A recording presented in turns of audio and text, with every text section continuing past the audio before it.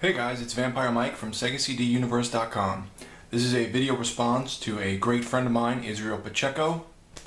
Respect. He does these things called Open Tag Mondays, where every Monday he poses a question to the YouTube community and he asks for video responses or comments. So his question this week was, why do you YouTube? So I made a couple notes here as to why, things I didn't really want to forget in terms of touching upon.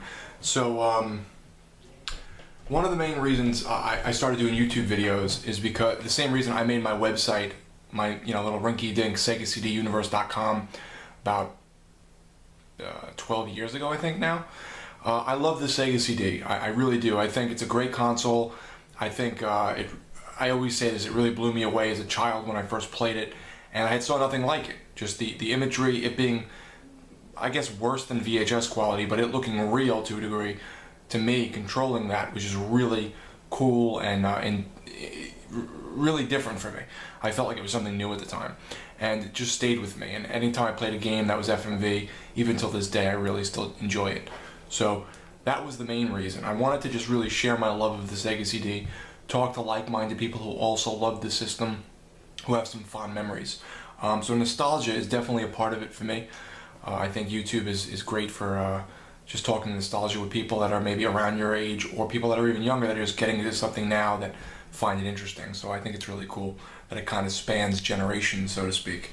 I also think being part of the YouTube community, especially this video game community that I would consider myself in, it's kind of a niche thing to a degree, and there's a lot of people that you meet and talk to and make friends with that are just great people, and it definitely makes you feel a part of something. It has a kind of clandestine atmosphere to it. The best way for me to put it is I used to go to tattoo conventions, and I had gotten, I think, one tattoo at a convention that I had booked in advance, but that's neither here nor there. And there's this feeling of, wow, I'm with people that are into the same thing I'm into. I would assume it's similar if you go to Comic-Con or a video game convention. I've never been to any just yet, but I hear that's kind of the same feeling. You're around these people that get you, you know? Or if you're into cosplaying, which I am not, and you go to a convention where people cosplay, you have that camaraderie. So that the YouTube kind of does that for me. Another thing is there is an intimacy quality to using YouTube. I think any way you get together with people, whether it be through the internet, in person, there's always some sort of intimacy transferred.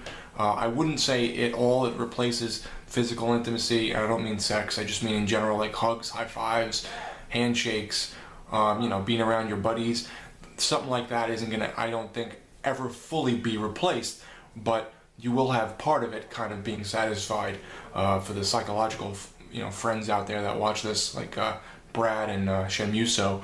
So I don't think it's good fully to just embrace the intimacy through YouTube, because I think then you'll be shortchanging yourself. Like if you become some sort of a recluse or a shut-in who just never leaves the house and just sits around all day making YouTube videos or talking to people through a webcam, I think it's probably not a great thing, but it definitely helps fill my intimacy void when I'm at work a lot and I get home and I want to focus on something fun by myself, but I don't really have the time or the drive to play a video game. So it kind of fills that niche for me, or that piece of the pie.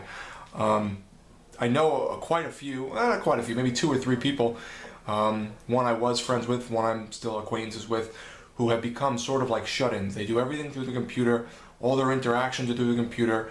They talk about message boards like they're speaking to someone in real life, and they take things so personally that if they get offended through a message board or through YouTube, they take it to heart. And I'm like, who gives a shit? Like, for instance, if Israel or Sega Driven or Keithy Huntington were to insult me, I would take it offensively and take it to heart, because they're my friends.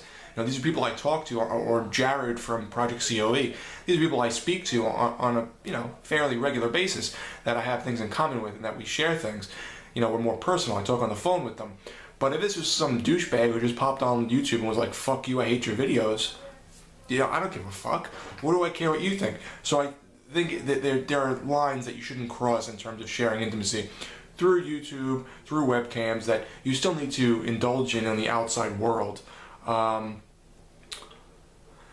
And I think that's really it. So I hope I didn't go a little off the topic there, but that's primarily why I use YouTube. I love sharing video game ideas. I love sharing, or not ideas, but my own ideas and opinions. I love sharing my love for the Sega CD, the Dreamcast, the 3DO, now the Neo Geo X, so I guess it would be the Neo Geo Pocket Color, all my favorite handhelds and video game systems. I just think, like I said, there's a lot of people out there that don't know about them, or do, but just want to share that nostalgia. We are getting older now. I'm almost 30. I'll be 30 in a couple months.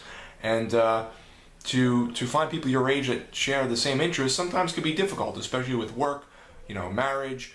You're busy doing real life stuff. So to have this whole world to share with online is just excellent.